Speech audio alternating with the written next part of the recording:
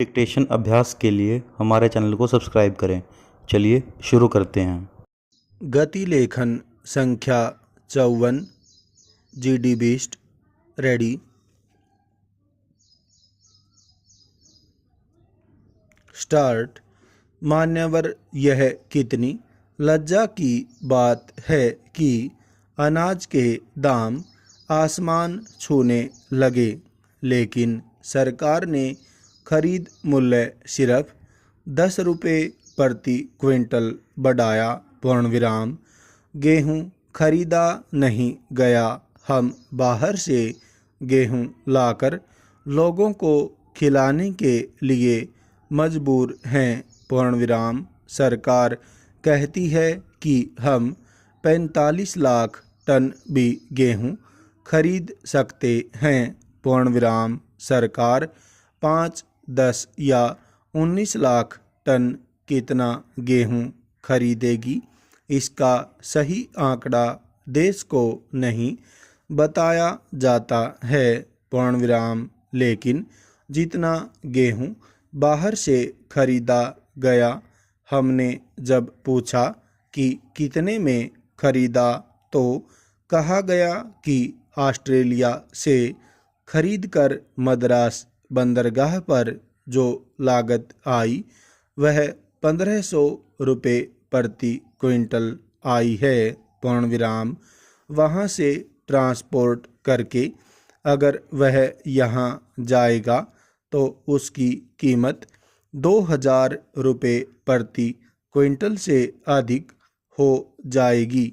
लेकिन हमारे देश के किसान को आपने सिर्फ 950 रुपये प्रति क्विंटल का भाव दिया। पूर्णविराम। इसलिए किसान ने आपको गेहूं नहीं बेचा। पूर्णविराम। बाद में कृषि मंत्री जी ने कहा कि 50 रुपये का बोनस सरकार देगी। पूर्णविराम। यह क्यों दिया गया? इसलिए दिया गया कि अगर उस वक्त 800 रुपये प्रति क्विंटल का भाव तय करते तो अगले साल 950 रुपये प्रति क्विंटल का भाव देना पड़ता। पूर्णविराम। इसलिए 850 रुपये रखो, 50 रुपये बोनस दो, जिससे अगले साल बढ़ाने की ज़रूरत न पड़े। पूर्णविराम। नतीजा यह हुआ कि किसान ने अपना गेहूँ सरकार को नहीं दिया। पूर्णविराम। महोदय, बहुराष्ट्रीय और निजी कंपनियों ने 830 रुपये पर किसान का गेहूँ खरीदकर इस देश से बाहर निर्यात कर दिया। पूर्णविराम।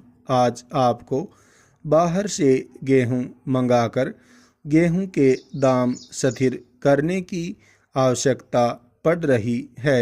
पूर्णविराम। भारत के वित्त मंत्री जी ने इस सदन में घोषणा की थी कि इस साल हमने जो सब्सिडी उर्वरक पर दी है वह 18,000 करोड़ रुपए है। पूर्णविराम। यह सब्सिडी किसको मिलती है? प्रश्नवाचक। कृषि की हमारी जो स्थायी समिति है वह कहती है कि उर्वरक पर राज्य सहायता किसान को नहीं मिलनी चाहिए। पूर्णविराम। किसान को सीधे सहायता न देकर बड़ी कंपनियों को आप उर्वरक पर राज्य सहायता देते हैं, किसान तक वह पहुंचती नहीं है। पूर्णविराम। श्रीमान, किसान की खेती की जो लागत है उसको जोड़कर हर हालत में 30% का मुनाफा देकर कृषि की उपज का भाव तय होना चाहिए और किसान को हर कीमत पर उसे देने की गारंटी होनी चाहिए। पूर्णविराम। अगर ऐसा नहीं होगा तो किसानों की आत्महत्या हम रोक नहीं सकते हैं। पूर्णविराम। तीसरी, चीज़ यह है कि आज कृषि का बहुआयामी स्वरूप बदल रहा है। पूर्ण विराम।